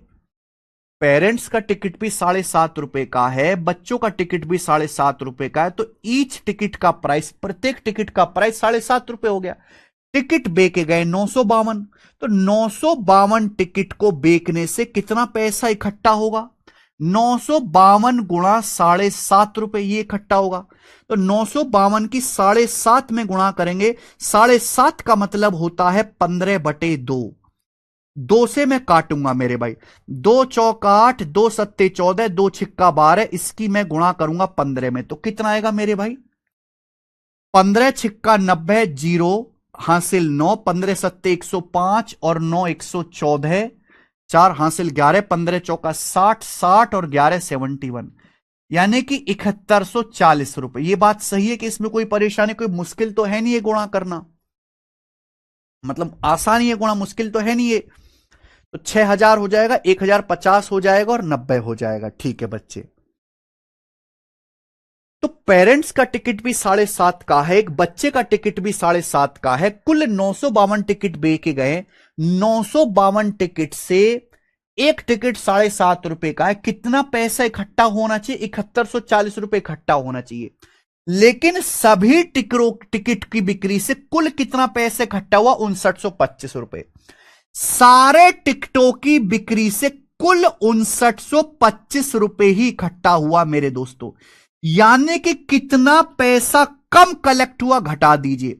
40 में से 25 घटाएंगे 15 और 71 में से 59 घटाएंगे 12, 1215 रुपए कम कलेक्ट हुआ मेरे दोस्त। 1215 रुपए कम कलेक्ट हुआ है, समझ में आया? भाई पैसा कलेक्ट होना चाहिए 7140 रुपीज, जबकि सारे टिकट के सेल से कितना कलेक्शन हुआ 5925 रुपए। तो कितना कलेक्शन कम हुआ 1215 रुपए कम कलेक्ट हुआ। Why this come collection हुइंग? क्योंकि हर बच्चा 4.5 रुपए मेरे प्यारे भाई कम जो है टिकट का प्राइस पे करता है। ईच बच्चा 4.5 रुपए कम देता है मेरे भाई, ईच बच्चा 4.5 रुपए कम दे रहा है। यानी कि अगर हर बच्चा 4.5 रुपए कम दे रहा है और टोटल 1215 रुपए कम इकट्ठा हुआ है, तो बच्चों की संख्या कितनी होगी डिवाइड कर देंगे। बच्चे कितने होंगे 1215 को 4.5 से डिवाइड कर देंगे, ये जाएगा 0 बार। 45 से मेरे भाई कितनी बार जाना चाहिए 45 दूनी 90, 90 के बाद आएगा 21 10 31 315, 45 सत्ते 315 270, यानी कि बच्चों की संख्या 270 आ गई। और ये सवाल का आंसर है, खेल खत्म, ऑप्शन नंबर ए। इसे बोलते हैं ब्रेक मेथड। ठीक है, ये मैंने आपको परसेंटेज में सिखाया था। तो जब आपको लगे कि यार एलिगेशन बहुत कैलकुलेटिव हो रहा है, तो आप यहां ब्रेक करके, या इसे डेविएशन ही बोलते हैं, कर सकते हैं। आगे चलेंगे मेरे प्यारे में, नेक्स्ट क्वेश्चन। अगला सवाल है सवाल नंबर 15, थोड़ा सा टफ है, इसको लास्ट में करेंगे। सवाल नंबर है आपके सामने 16, 17 और 18। आ जाइए मेरे भाई। अगला क्वेश्चन मेरे प्यारे भाई, अगला टाइप आय खर्चा बचत के मेरे भाई। अगला टाइपर मैं इस पे 3 क्वेश्चन कराऊंगा आय खर्चा बचत के। देखो बच्चों, मैंने आपको पढ़ाया आय बराबर खर्चा प्लस बचत, इनकम बराबर एक्सपेंडिचर प्लस सेविंग, आय बराबर खर्चा प्लस बचत। और जहां बीच में बच्चों प्लस आता है, वहां आपका डेविएशन या एलिगेशन का कंसेप्ट सीधा लगता है। तो यहां आय खर्चा बचत के सारे सवाल एलिगेशन से हो जाते हैं। देखिए, Rishu saves X% of her income. Rishu अपनी इनकम का X% बचाती है। If her income increases by 26% and expenditure increases by 20%, then her saving increase by 50%। सवाल में यह बोला गया रिशु अपनी इनकम का X% बचत करती है। अगर रिशु की इनकम 26% बढ़ जाती है, उसका खर्चा 20% बढ़ जाता है, तो उसकी बचत 50% बढ़ जाती है। तो पूछा है एक्स का मान क्या होगा मेरे भाई, ध्यान से सुनेगा।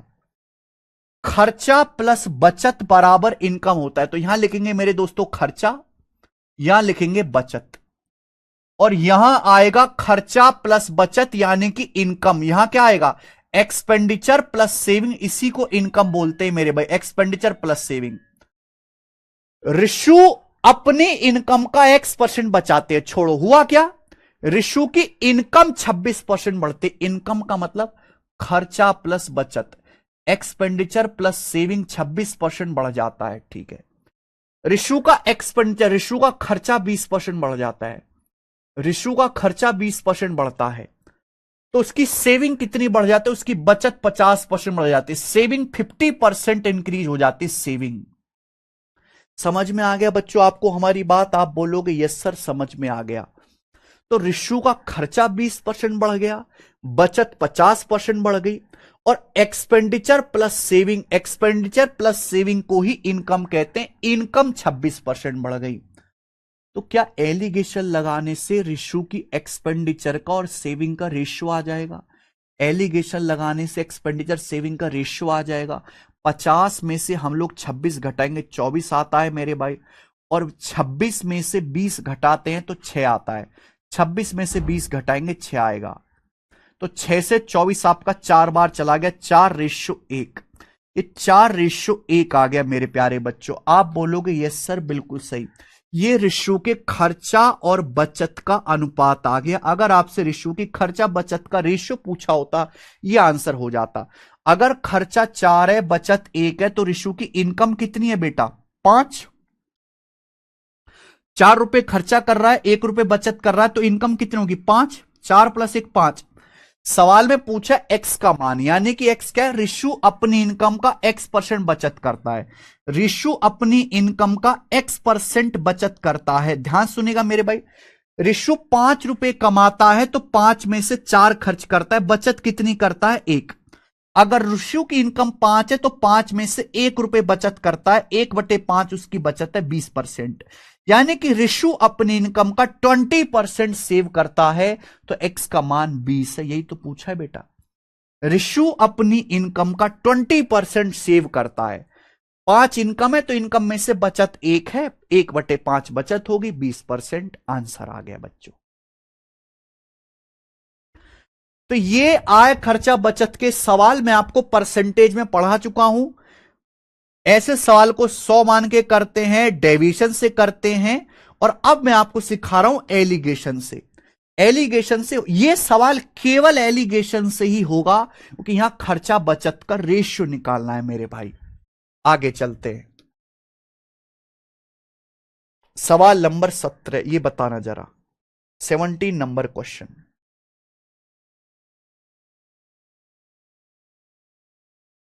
ए अपनी इनकम का 35% बचत करता है, ठीक है। ए की इनकम 20.1% बढ़ जाती है, खर्चा 25% बढ़ जाता है, तो उसकी इनकम कितने परसेंट, सॉरी उसकी सेविंग्स जो है वो कितने परसेंट इंक्रीज या डिक्रीज होती है। आय खर्चा बचत का सवाल है। ऐसे सवाल को डेविएशन से उड़ा सकते, मैं परसेंटेज चैप्टर्स में पढ़ा चुका हूं, लेकिन मैं यहां आपको सिखाऊंगा एलिगेशन से करना मेरे भाई। ये खर्चा, ये बचत और ये इनकम, समझ में आई बात? आप बोलोगे आंसर। एक्सपेंडिचर, सेविंग और एक्सपेंडिचर प्लस सेविंग को ही इनकम कहते हैं।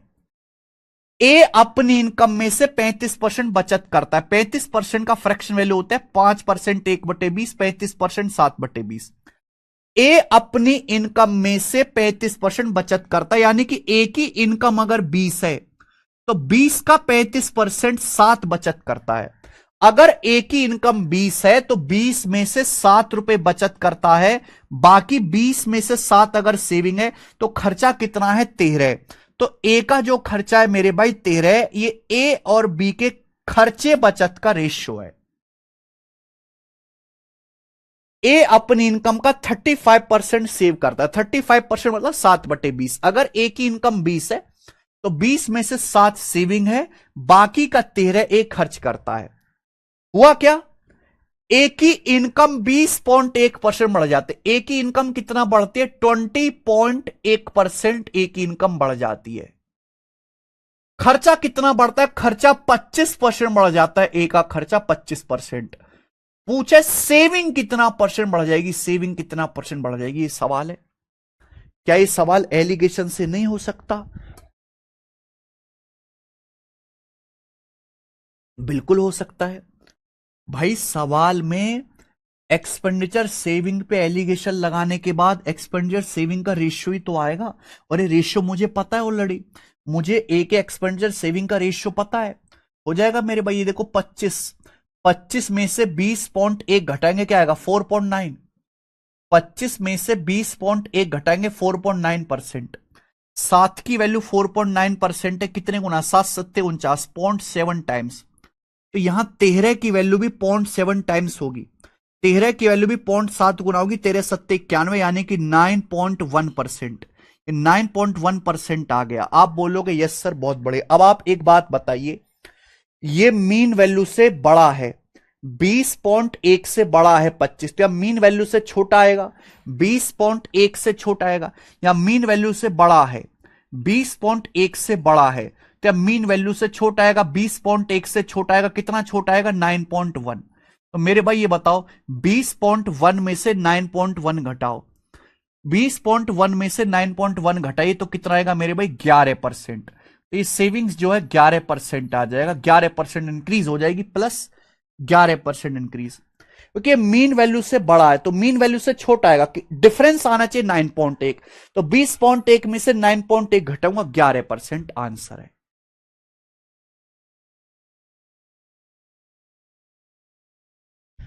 समझ में आई बात? क्लियर है? ये डेविएशन में आपको ऑलरेडी परसेंटेज में पढ़ा चुका हूं। मैं एलिगेशन वाला तरीका आपको सिखा रहा हूं इस टाइप के सवालों को करने का, और ये वर्ल्ड फेमस क्वेश्चन है, भर भर के आता है।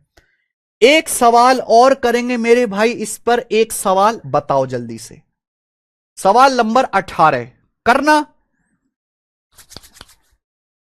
18। एक आदमी का व्यय उसके बचत से 50% अधिक है। Expenditure of a person is 50% more than it's saving.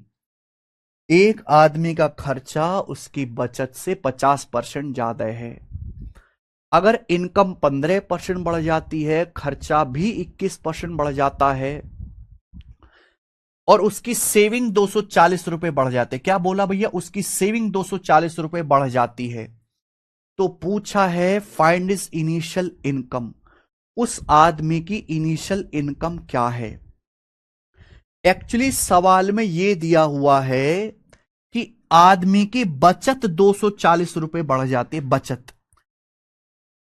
यह सवाल में इंपॉर्टेंट लाइन दी है कि आदमी की भैया बचत 240 रुपए बढ़ गई। तो आप पहले यह पता लगाओ कि आदमी की बचत बढ़ी कितने परसेंट। मैंने आपको सिखाया है कि एक्सपेंडिचर प्लस सेविंग बराबर इनकम, खर्चा प्लस बचत बराबर ही इनकम होता है। एक्सपेंडिचर प्लस सेविंग को ही हम लोग इनकम कहते हैं। अब इस सवाल में आदमी के एक्सपेंडिचर सेविंग का रेशियो दिया हुआ है। बोला एक आदमी का जो एक्सपेंडिचर है उसकी सेविंग से 50% ज्यादा है। 50% की फ्रैक्शन वैल्यू 1/2। एक आदमी का जो खर्चा है उसकी बचत से 50% ज्यादा है। यानी कि अगर एक आदमी की सेविंग 2 है तो उसका खर्चा यानी कि एक्सपेंडिचर 3 है। एक आदमी का जो एक्सपेंडिचर है उसकी सेविंग से 50% ज्यादा, यानी कि अगर किसी आदमी की सेविंग 2 है तो खर्चा 3 है। 2 से 50% ज्यादा, 3 ही आ गया। अब हुआ क्या? आदमी की इनकम 15% बढ़ जाती। इनकम यानी कि expenditure plus saving. Expenditure plus saving ही तो आएगा यहां पे, उसी को इनकम कह देते हैं हम लोग। इनकम 15% बढ़ जाती है, खर्चा भी 21% बढ़ जाता है। 21%। तो क्या आप मुझे यह बता सकते हैं कि उस आदमी की बचत कितना परसेंट बढ़ जाएगी? क्योंकि सवाल में यही बोला गया कि बचत 240 रुपए बढ़ गई। तो आप पहले एलिगेशन लगा के मुझे यह बता करके बताओ कि उसकी बचत कितने परसेंट बढ़ेगी। खर्चा बचत का रेशियो 3:2 है। एक्सपेंडिचर सेविंग से 50% ज्यादा है। सेविंग 2 है तो एक्सपेंडिचर 3 है। बताओ बच्चों। तो आप एलिगेशन लगाएंगे मेरे भाई। 21 में से 15 घटाऊंगा 6%। तो आप ये देखो 2 की वैल्यू 6% है, 3 गुना। तो 3 की वैल्यू भी 3 गुना आएगी, 9%। 9% आएगा। आप बोलोगे यस सर बहुत बढ़िया। अब एक बात बताइए प्यारे बच्चों, ये मीन वैल्यू से बड़ा है, 15 से बड़ा है 21। मीन वैल्यू 15% है, 15 से बड़ा है 21। क्या 15 से छोटा आएगा? यहां 15 से छोटा आएगा, सेविंग में चेंज कितना? डिफरेंस 9 होना चाहिए। 15 से छोटा आएगा, डिफरेंस 9 होना चाहिए। तो 15 - 9 6% आ गया। यानी कि आदमी की सेविंग 6% बढ़ गई। कितनी बढ़ गई बेटा? आदमी की सेविंग 6%। तो एक बात यह बताइए मेरे प्यारे बच्चे, इसका मतलब आदमी की सेविंग्स बचत 6% बढ़ गई। हाँ या ना जवाब दीजिए भाई। आदमी की बचत 6% बढ़ी, जबकि सवाल के अनुसार आदमी की बचत कितनी बढ़ी है? 240 रुपए। तो ये आदमी की सेविंग्स का 6%। एक आदमी, उस आदमी की बचत 6% बढ़ी। बचत बढ़ी कितने? 240 रुपए। तो सेविंग्स का 6% 240 है। सेविंग का 1% कितना है? 6 चौक 40, 6 चौक 24, 40 रुपए। 6 चौक 24। तो सेविंग का 1% 40 रुपए। तो उस आदमी की सेविंग्स का 100% कितना है? 4,000 रुपए। उस आदमी की सेविंग्स का 100% 4,000 रुपए के बराबर है। बहुत सारे बच्चों को यह लगेगा कि 4,000 सवाल का आंसर आ गया। 4,000 सवाल का आंसर नहीं है। सवाल में जो पूछा है आदमी की इनिशियल इनकम पूछिए। इनिशियल इनकम, ये 4,000 रुपए इनकम नहीं आया, ये 4,000 रुपए तो आदमी की बचत आया मेरे भाई। देखो परसेंटेज किसी ना किसी को बेस मान के निकाला जाता है। आदमी की सेविंग्स कितनी बढ़ी? 6% बचत बढ़ी है। तो आदमी की बचत का 6% 240 है। बचत का 1% 40 रुपए। बचत का 100% 4,000 रुपए। तो 4,000 रुपए आदमी की इनकम नहीं है, ये 4,000 रुपए उस आदमी की बचत है। सेविंग्स का 100% है। ये यहां गलती करेंगे मेरे प्यारे दोस्त बच्चे। तो ये आदमी की 4,000 रुपए जो आई है ये बचत आई है, ना कि इनकम।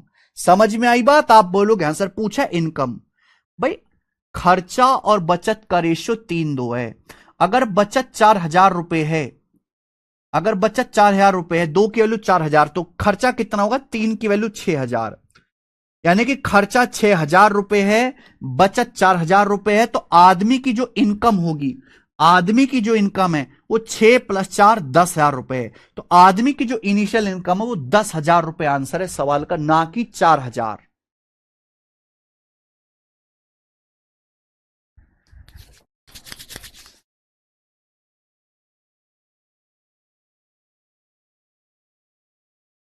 नहीं तो सर भट्ट जी होगा अभी, ना कि 4,000।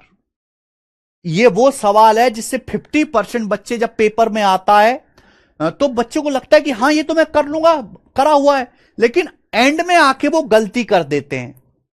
4,000 रुपए इनकम नहीं आया, 4,000 रुपए तो बचत निकाला है। हमें सेविंग्स नहीं इनकम पूछे तो इनकम बाद में और कैलकुलेट करनी पड़ेगी। इसी के साथ देखो ये टाइप भी एंड हो रहा है। 3 क्वेश्चन मैंने आपको इस टाइप के करा दिए, आगे चलेंगे। अगला टाइप मेरे प्यारे दोस्तों ये बताएंगे सवाल नंबर 19। अगला टाइप अभी यह है टाइप दूध पानी के मिश्रण का।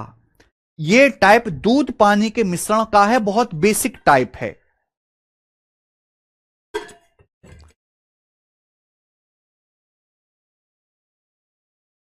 ऐसा ही अन्वेष, 2 प्रकार का दूध है मेरे भाई। देखो एक आदमी के पास 2 टाइप का दूध है।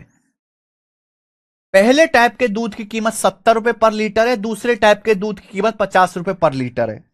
सवाल में बोला है दोनों टाइप के दूध को मिलाया जाता है तो मिश्रण का प्राइस 55 रुपए पर लीटर होगा। बोला इस मिश्रण में दोनों टाइप के दूध का रेशियो ज्ञात कीजिए। तो भाई यहां प्राइस, हम 2 टाइप के दूध को मिला रहे हैं। एक दूध का दाम है 70 रुपए पर लीटर, दूसरे टाइप के दूध का प्राइस है 50 रुपए पर लीटर। बोला किस रेशियो में मिलाया जाए कि नए मिश्रण का प्राइस 55 रुपए पर लीटर हो जाए। तो अगर मैं प्राइस पे एलिगेशन लगाता हूं रुपीस पर लीटर, तो डायरेक्ट दोनों लीटर का वॉल्यूम का रेशियो आ जाएगा कि दोनों दूध की क्वांटिटी को किस रेशियो में मिलाना चाहिए। सीधा सवाल है। 55 में से 50 घटाएंगे 5, 70 में से 55 घटाएंगे 15, तो ये आ गया मेरे भाई 5:15। 5 से 15 3 बार कट गया, 1:3, डी ऑप्शन। 1:3 के रेशियो में मिलाना चाहिए। ये वाला सवाल तो आसान था। दूध पानी के 3 सवाल हैं, ये वाला आप करके बताओ बच्चों। ये वाला, ये सवाल लेटेस्ट सीएचएसएल के पेपर में आया है 2024 में, लेटेस्ट।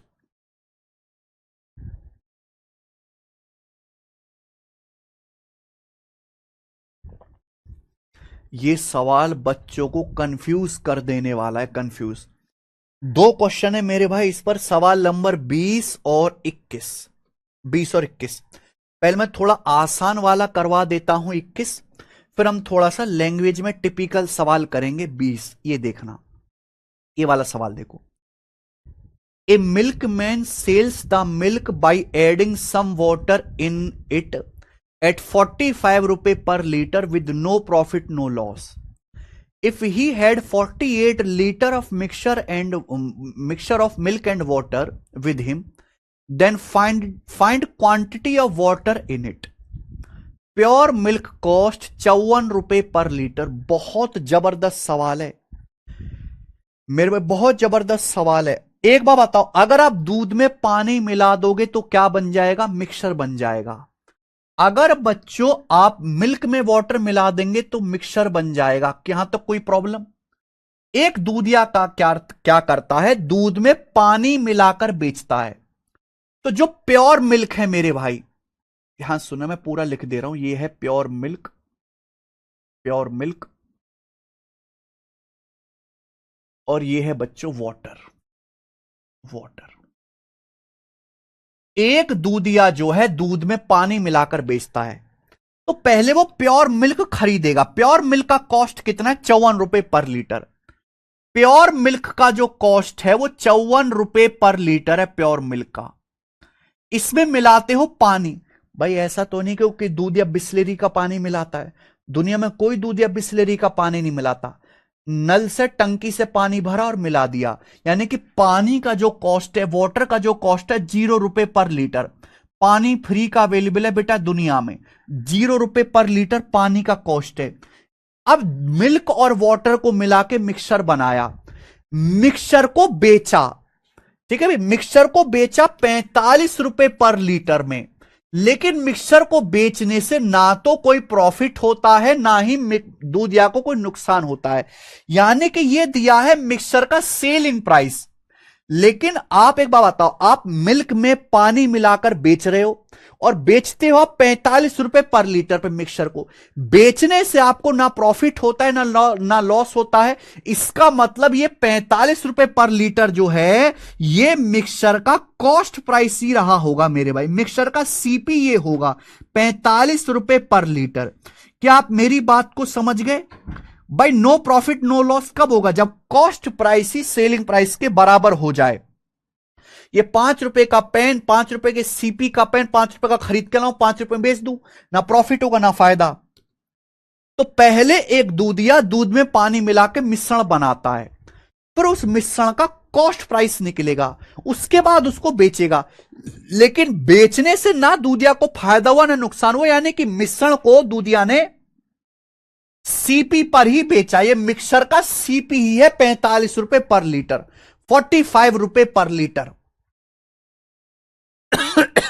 ठीक है। तो प्योर मिल्क का कॉस्ट है 54 रुपए पर लीटर, पानी का है 0 रुपए पर लीटर। इनको मिलाने से, मिल्क और वाटर को मिलाने से जो मिश्रण बनता है, मिश्रण का कॉस्ट है 45 रुपए per litre. Milk plus water को मिलाने से जो मिश्रण बना, मिश्रण का कॉस्ट भी 45 रुपए पर लीटर ही है। तो भाई ये प्राइस आ गया रुपी पर लीटर। अगर मैं प्राइस पे एलिगेशन लगाता हूं तो सीधा बेस क्या है? लीटर। लीटर यानी कि क्वांटिटी का रेशियो आ जाएगा अगर प्राइस पे एलिगेशन लगाओगे। 45 में से आप 0 घटाओ, 45 आ गया मेरे प्यारे बच्चों। 54 में से आप लोग 45 घटाइए, 9 आ गया। तो ये आ गया मेरे भाई 9 पंजे 45, 5:1। तो मिल्क वाटर का रेशियो 5:1 हो गया प्यारे बच्चों। यानी कि टोटल मिश्रण क्या आ गया? अगर प्योर मिल्क 5 यूनिट है तो वाटर 1 यूनिट है, तो मिश्रण क्या आ गया? 6 यूनिट। मिल्क प्लस वाटर को मिलाने से मिश्रण बनेगा 6 यूनिट। जबकि सवाल में मिश्रण कितना है? उसके पास 48 लीटर मिश्रण है। 6 की वैल्यू 48 लीटर है, 8 गुना। तो उस मिश्रण में वाटर कितना होगा? 1 यूनिट। 1 की वैल्यू 8 गुना 8 लीटर। तो 48 लीटर मिश्रण में 8 लीटर वाटर है, तो आंसर इसका 8 लीटर होगा।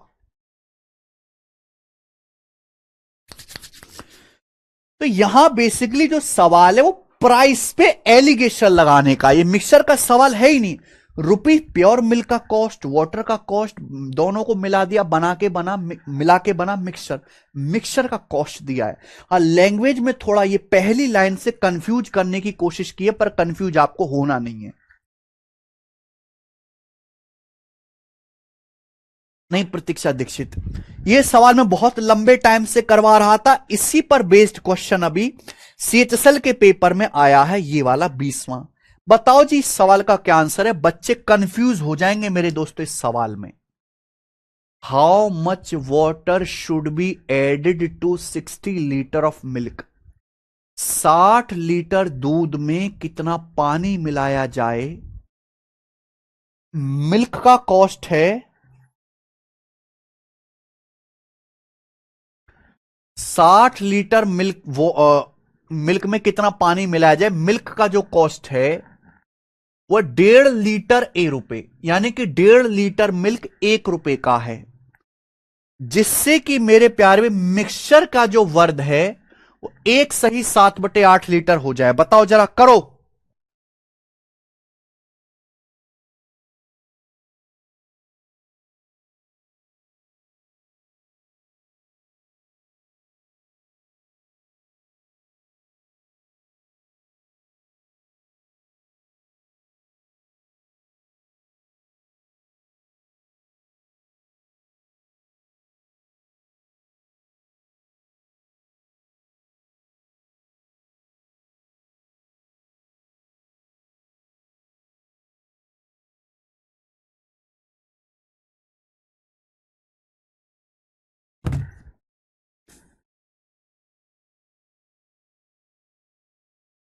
यस मक्खन कुमार जी, क्योंकि वो एक्सपेंडिचर सेविंग का परसेंटेज इंक्रीज है।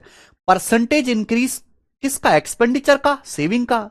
तो बेस एक्सपेंडिचर सेविंग का ही रेशियो आएगा। ये बताइए मेरे दोस्तों, सवाल में ये बोला है कि 60 लीटर मिल्क में कितना पानी मिलाना चाहिए। मिल्क का कॉस्ट है 1.5 लीटर 1 रुपए का, जिससे कि मिक्सचर बने जिसकी कीमत 1/7/8 लीटर हो जाए। एक सही 7/8 लीटर 1 रुपए का हो जाए। यहां कंफ्यूज किया गया है मेरे भाई। एक बार बताओ, मिल्क का और वाटर का, मिल्क में वाटर मिलाया जाता है, मिल्क का कॉस्ट क्या है? 1.5 लीटर 1 रुपए, यानी कि 1.5 लीटर प्रति रुपए। 1.5 लीटर का मतलब होता है 3/2 लीटर। 3/2 लीटर 1 रुपए का है मिल्क। तो मुझे बताओ 1 लीटर मिल्क कितने का होगा? 3/2 उधर चला जाएगा, 2/3 रुपए का हो जाएगा ना। 3/2 उधर जाके पलट जाएगा, 2 ऊपर 3 नीचे। तो आपको यहां पे बोला है 1.5 लीटर मिल्क प्रति रुपए का। 1.5 लीटर 1 रुपए, यानी कि 1.5 लीटर दूध 1 रुपए का है। तो 1 लीटर दूध कितने का हुआ? 2/3 रुपए पर लीटर का दूध हुआ, 2/3 रुपए पर लीटर का। इसमें पानी मिलाया जाता, पानी तो फ्री का है, तो पानी का कॉस्ट है 0 रुपए पर लीटर। अब इसको मिलाने से जो मिश्रण बना, मिक्सचर का वर्ध क्या है? 1:7/8 लीटर 1 रुपए। 1:7/8 लीटर का मतलब 1:7/8 लीटर मिश्रण 1 रुपए का है। 1:7/8 का मतलब होता है 8 × 8 7 15/8, यानी कि 15/8 लीटर मिश्रण 1 रुपए का है। तो 1 लीटर मिश्रण कितने का होगा? 1 लीटर मिश्रण होगा 8/15 रुपए का 1 लीटर मिश्रण। तो आप मिल्क में वाटर मिला के जो मिश्रण बनाते हो वो 8/15 रुपए पर लीटर का है। मिल्क प्लस वाटर ऐड करके जो आपने मिक्सचर बनाया, मिक्सचर का कॉस्ट, मिक्सचर के 1 लीटर का कॉस्ट निकालो 8/15 रुपए। ये 15/8 जब राइट साइड में जाएगा 8 ऊपर 15 नीचे पलट जाएगा। 1:7/8 लीटर पर रुपी है, तो 1 लीटर 8/15 रुपए का हुआ। अब जब यहां एलिगेशन लगाओगे तो ध्यान दीजिएगा कि भाई यहां बटे 3 आ रहा है, बटे 15 आ रहा है। 3 15 का एलसीएम 15 से पूरे को गुणा कर दो, तो 3×5 = 15, ये 5 दूनी 10 आ गया। उसके बाद 15 की 0 में गुणा करेंगे 0, 8/15 की 15 में गुणा करेंगे 8 आ गया। 8 में से 0 घटाएंगे 8 हो गया, 10 में से 8 घटाएंगे 2 हो गया। तो ये आ गया मेरे भाई 8:2, यानी कि 4:1। तो मिल्क वाटर का जो रेशियो है 4:1 हो गया मेरे भाई, 4:1।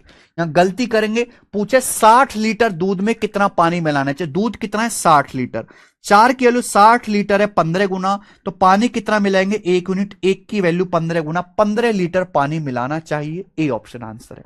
अब समझ में आया? ठीक है जी, बिल्कुल पिछला ही सवाल है, लेकिन एग्जामिनर ने थोड़ा सा कंफ्यूज कर दिया बच्चे को, लिखा इस तरीके से। 12 आंसर नहीं है मेरे भाई, 15 इस सवाल का आंसर है। 60 लीटर दूध बोला है, मिक्सचर नहीं बोला 60 लीटर।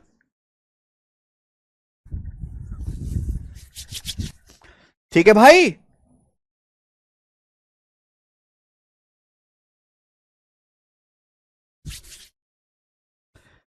इसी के साथ बच्चों हम आज की क्लास को एंड करते हैं, समाप्त करते हैं। मुझे लगता है समझ में आया। कल ये चैप्टर एंड हो जाएगा।